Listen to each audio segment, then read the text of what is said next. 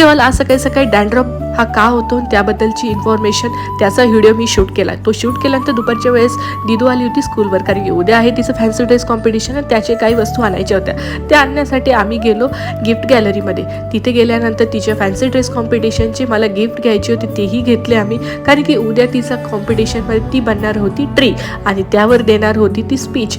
त्यातच मॅडमचे नखरे, मी पर्स असती घेते म्हणून तिलाही पर्स हवी असती म्हणून स्पेशल तिच्या काकूकडून तिनेही पर्स घेतली.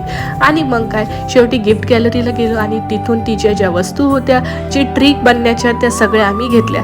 आणि त्या घेतल्यानंतर इव्हिनिंगच्या टायमिंगला दादाचं आलं होतं एक पार्सल असं होतं की सगळ्यांना माहिती गाडीत तो बसल्यानंतर बाबांना देतो भयानक त्रास, कारण की स्टेअरिंगवर बसण्यासाठी.